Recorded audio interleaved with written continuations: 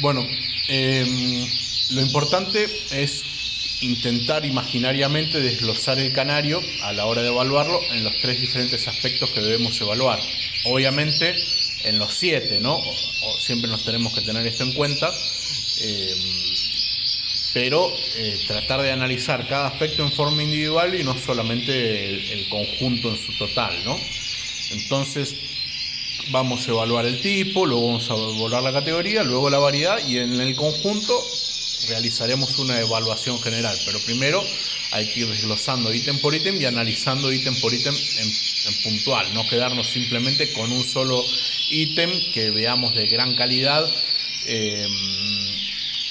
y no le prestemos atención a los otros, y lo contrario tampoco, quedarnos con un defecto determinado de un solo ítem y no valorar el resto del ejemplar.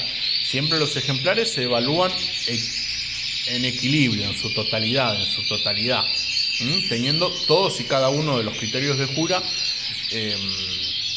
en cuenta. Les repito, no quedarnos con una sola virtud y no quedarnos tampoco con un solo defecto, buscar un equilibrio total. Como dijimos en el video anterior, la variedad la vamos a dividir en tres partes: en el grado de pureza,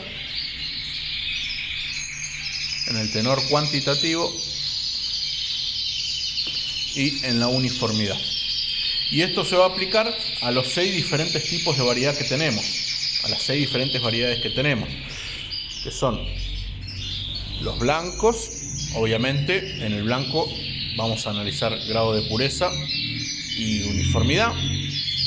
Blanco dominante, que vamos a analizar obviamente, además del grado de pureza y la uniformidad del blanco, el área de depósito del lipocromo en las remiges.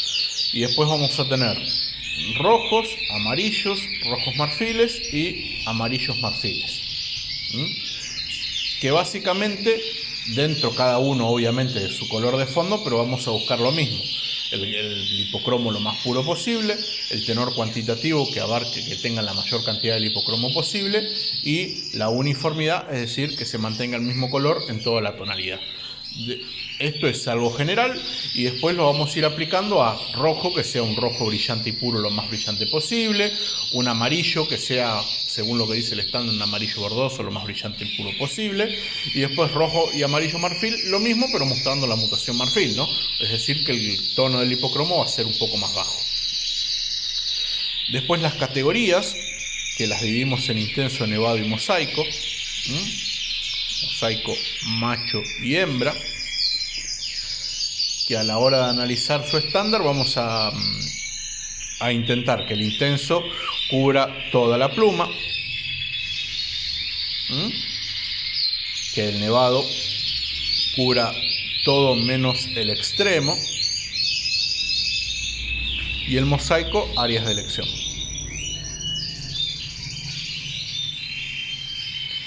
En el mosaico vamos a analizar diseño y contraste, es decir, el diseño en las áreas de elección y el contraste entre las áreas de elección y las no elección. En los nevados vamos a buscar una nevación lo más corta posible y por sobre todo bien distribuida, ¿no? Visible, nítida a los ojos y bien distribuida en todo el plumaje. Y después el intenso, que trata en lo posible cubriendo la totalidad de la pluma. Algo importante a mencionar es que un defecto en estos ítems no tornan descalificable automáticamente el canario. Lo que les dije en un principio, no quedarnos solamente con un defecto, sino evaluar el canario en su totalidad. Recuerden que no solamente tenemos un ítem, tenemos más de uno y tenemos que analizarlos todos en su conjunto. Si buscamos el canario ideal no lo vamos a encontrar. Obviamente las penalizaciones después las pueden ir repasando con los estándares. No vamos a hacer un video sobre cómo son las penalizaciones, pero lógicamente hay penalizaciones más graves que otras. No es lo mismo que el grado de pureza esté levemente subido a un grado de pureza totalmente dorado, en un amarillo por ejemplo, y no es lo mismo, por ejemplo, que la nevación sea ligeramente larga a que ya haya una tendencia al mosaico. Eso ya lo van a ir evaluando y lo van a ir analizando en las tablas de puntuación de los estándares, que dividen Las penalizaciones o los canarios los dividen en 3 grupos. En 4 grupos, perdón. Muy bueno, bueno, regular y malo.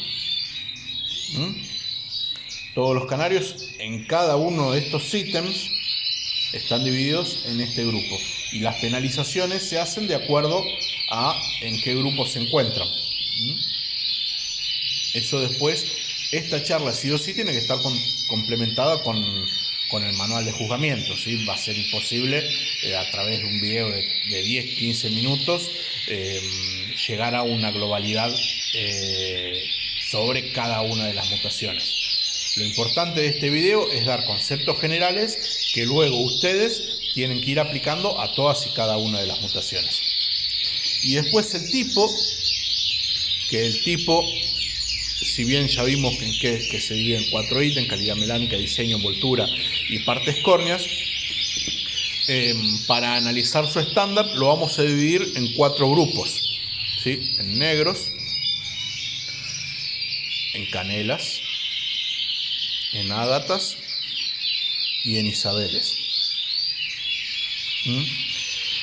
Cada uno de estos 4 tipos melánicos diferentes tiene sus características propias, relacionadas con calidad melánica, diseño, envoltura y partes córneas, que es lo que les voy a dar ahora, ¿sí? Los negros, vamos a hacer un pantallazo global sobre cada una de las 4 divisiones que les dije que existía: calidad melánica, diseño, envoltura y partes córneas. En calidad melánica, los negros, negro brillante vivo. Los canelas, marrón lo más oscuro posible y brillante. Los ágatas, negro vivo, brillante. Y los isabeles, beige. Respecto al diseño, los negros tienen que tener diseño ancho y continuo.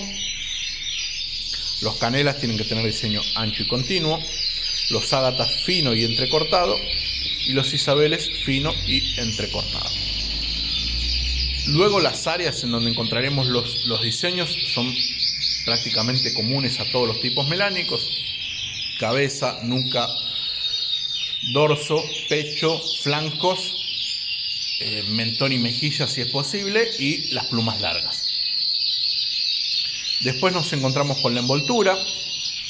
En los canarios negros y canelas, al ser oxidados, buscaremos la máxima presencia de envoltura posible, eumelánica, brillante y diferenciable del diseño. Y en los canarios diluidos, en los ágatas y isabeles, vamos a buscar la menor cantidad de envoltura posible. Y finalmente las partes córneas, que las vamos a buscar oxidadas en los oxidados, negras y marrones, y en los ágatas e isabeles, patas claras, lógicamente, ¿no? Esto es un concepto general tanto del tipo, de la categoría, de la variedad, que luego nosotros tenemos que ir aplicando a todos y cada uno de los colores. Si bien en la variedad recién di un detalle general de los 4, rápido, les repito, esto es para complementar con el estándar. En la categoría lo mismo, di un concepto rápido, después esto se complementa con el estándar.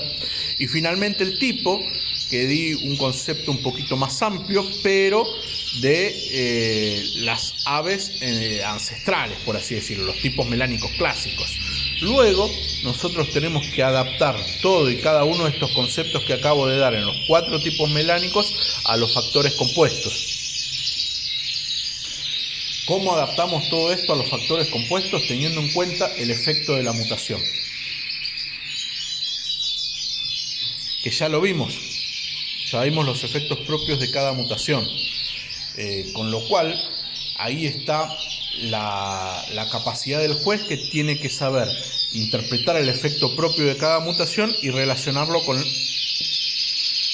las características propias de su tipo melánico de fondo. Es imposible que nos acordemos de las casi 800 variedades de color homologadas que tenemos en el nomenclador de la FOA, acordarnos su estándar en particular de cada una, con lo cual es imperativo que nos tengamos que acordar las bases de cada una de los tipos, de la categoría y de la variedad, acordarnos la base, y luego lo único que tenemos que hacer es interpretar el efecto de cada mutación y relacionarlo. Por ejemplo, si el ópalo provoca una inversión melánica y va a tornar la melanina gris azulada, lo que tenemos que hacer e interpretar es que si en los negros y en los canelas buscamos diseño ancho y continuo, en un negro ópalo vamos a buscar un diseño ancho y continuo, pero en vez de negro brillante lo vamos a buscar gris azulado. Si en un ónix provoca una ligera dispersión melánica, lo que vamos a buscar, supónganse en un ágata ónix, es que el diseño sea fino, entrecortado, con la máxima expresión de negro, pero mostrando su mutación. Es decir, que la melanina se muestre ligeramente dispersa, lo menos posible, lo suficiente para evidenciar el efecto de la mutación, pero siempre lo más parecido al clásico posible. Es decir, todos los factores compuestos, todos, tienden a asemejarse al clásico, pero mostrando su efecto propio de la mutación. Sí o sí tienen que mostrar su efecto propio, si no, si no muestran su efecto, dejan de ser mutados, pasando a ser clásicos. Bueno, fue un breve resumen, tanto de los tres aspectos más importantes a considerar, que les repito, esto hay que complementarlo con estudio de manual y de estándar, pero básicamente damos un panorama general de lo que son los estándares.